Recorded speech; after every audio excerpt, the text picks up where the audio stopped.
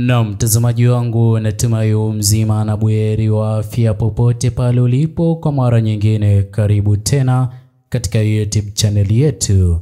Naam, mtazamaji wangu, hivi sasa kile ambacho kinazidi kufanywa na vijana Gen Z katika Jamhuri hii ya Tanzania ni tofauti kabisa na kile ambacho viongozi wa serikali ya awamu ya sita walikuwa wakitarajia. Mtazamaji wangu, leo hii viongozi wakuu wa chama cha CCM wameweza kulazimika kuondoka katika rally waliokuwa wameweza kuiandaa.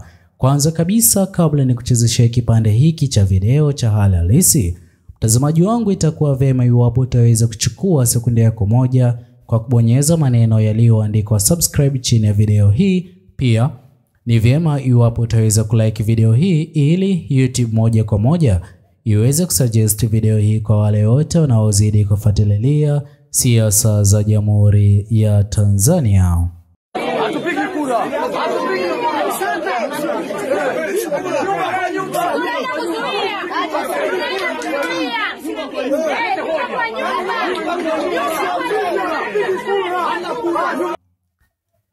Naam, mtazamaji wangu, natumai umeweza kutizama kipande hicho cha video.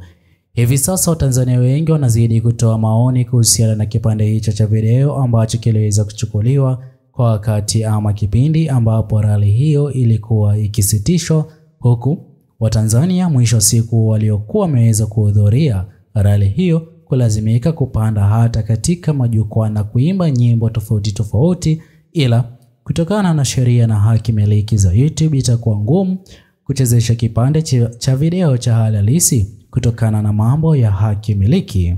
Ila mtazamaji wangu, tungependa tuweze kuzungumzia yale yote yanayozidi kuchangia Jamhuri yetu ya Tanzania kufikia katika hatua kama hii.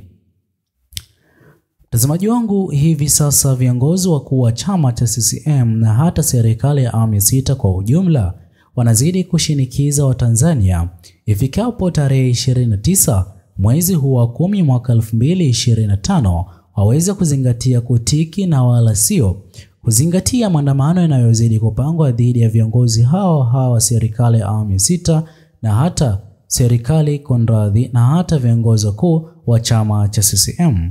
Je, ni kipi ambacho vijana wa Gen Z wangependa waweze kufanyiwa ili kusitisha mipango ya maandamano yanayozidi kupangwa, yanayozidi kujadiliwa katika mitandao ya kijamii? Mtazamaji wangu, sote tumeweza kushuhudia vyombo vya usalama vikiongozwa na maafisa wa polisi katika Jamhuri ya Tanzania vimeweza kutoa ilani dhidi ya wale wanaopanga kuandamana dhidi ya baadhi ya vyombo vya habari vinavyozidi kueneza uchochezi kuhusiana na maandamano ya vijana Gen Z. Ila bado mbinu hizi zao zote zinaonekana hazijaweza kusaidia kujaribu kutuliza vuguvugu la Gen Z.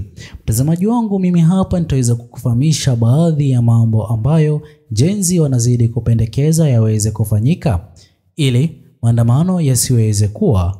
Moja ya jambo ambalo vijana Gen Z wanazidi kulizungumzia na hata kuomba waweze kuona mabadiliko ni reforms. Na mtazamaji wangu, sasa hapa ndipo ambapo kipindi na wakati ambapo Mheshimiwa Tundu Lissu aliweza kudai kwamba no reforms no election.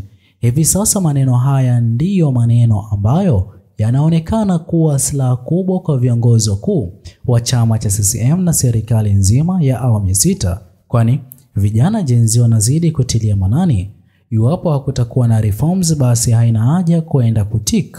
Mtazamaji wangu, kile ambacho vijana wa Gen Z wanazidi kukizungumzia ni ya kwamba kweli kuna upinzani jinsi ambavyo viongozi wa serikali ya awamu ya sita wanazidi kudai, ila mpinzani wao mkuu ni Mheshimiwa Tundu Lissu. Na kabla ya kutoweka ama kukamatwa kwake Mheshimiwa Tundu Lissu alikuwa akifanya uhamasishaji katika mikoa mbalimbali nchini Tanzania, na akaweza kuweka hadharani kwamba kwa kuwa vijana Gen Z wangependa mabadiliko yaweze kufanyika katika Jamhuri yetu pendwa Tanzania, basi Oktoba 29 itakapofika mwezi 10 mwaka 2025 kutakuwa na majina mawili pekee katika ugombea wa urais.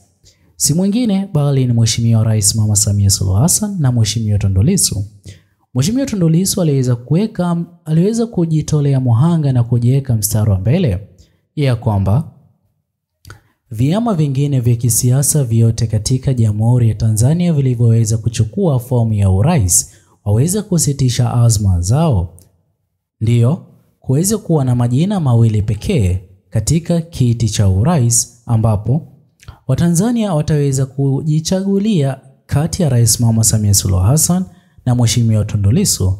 Wewe hapo mtazamaji wangu utaniambia utaweza kumchagua nani? Ila Mheshimiwa Tundu Lissu akizungumza hivyo, kuna nia alikuwa akijaribu kuifanya, kwani mtazamaji wangu hivi sasa, kutokana na uongozi wa miaka 5 iliyopita chini ya serikali ya awamu 6, Watanzania wengi wameweza kukosoa uongozi huo, hasa vijana wa Gen Z wanaozidi kudai kwamba katika serikali ijayo hawajaweza kupewa nafasi, pia hakuna ajira, vile maisha ama gharama ya maisha inazidi kupanda, na kwa ukosefu wa ajira maisha yatazidi kupanda hata katika miaka mingine 5 ijayo. Na ndipo ambapo walikuwa wakipendekeza ya kwamba manifesto yake Mheshimiwa Tundu Lissu ni kiongozi ambaye yupo tayari kuwa na kikao na vijana Gen Z na hata kuweka ajira kwa vijana Gen Z katika serikali hii ya awamu ya 7 iwapo angeweza kuwania urais na kushinda na kufanikisha pia azma yake ya kuingia Ikulu. Ila zingatia maneno kama yupo tayari kuwa na kikao cha moja kwa moja kusikiliza vijana wa Gen Z, na hapa ndipo watakapofikia makubaliano ya kwamba baadhi ya viongozi walioweza kuhudumu kwa muda mrefu katika serikali ya Jamhuri ya Tanzania ni vyema waweze kujiondoa na kizazi kipya kiweze kuingia kwa ajili ya manufaa ya vijana wa Gen Z na pia Jamhuri ya Tanzania iweze kusonga mbele. Mtazamaji wangu, vijana Gen Z wapo na impact kubwa ila kulinganisha na baadhi ya viongozi wazee walioweza kuhudumu kwa muda mrefu katika serikali ama katika Jamhuri ya Tanzania.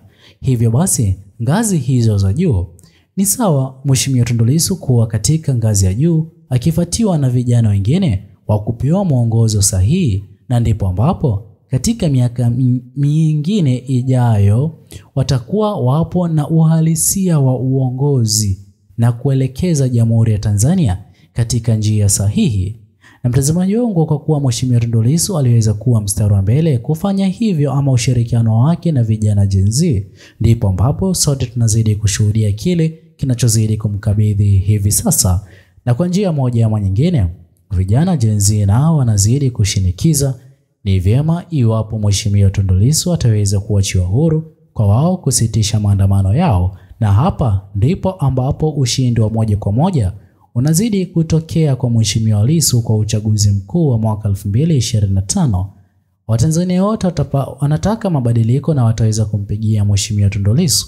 Hivyo basi ni Mheshimiwa Tundu Lissu kuachiwa huru, maandamano yakosekane, maandamano yakifanyike ili Mheshimiwa Lissu aweze kuachiwa huru, pia kuwekwa kwa ajira katika Jamhuri ya Tanzania. Hivyo basi mtazamaji wangu, ni jukumu nzito kwa viongozi wakuu wa chama cha CCM na hata serikali nzima ya awamu ya 6. Je, mtazamaji wangu, wewe mtazamo wako ni upi? Ni vyema kutochia maoni yako katika uwanja wa comment section. Usisahau kusubscribe, like, comment na kushare video zetu. Bye bye until the next video.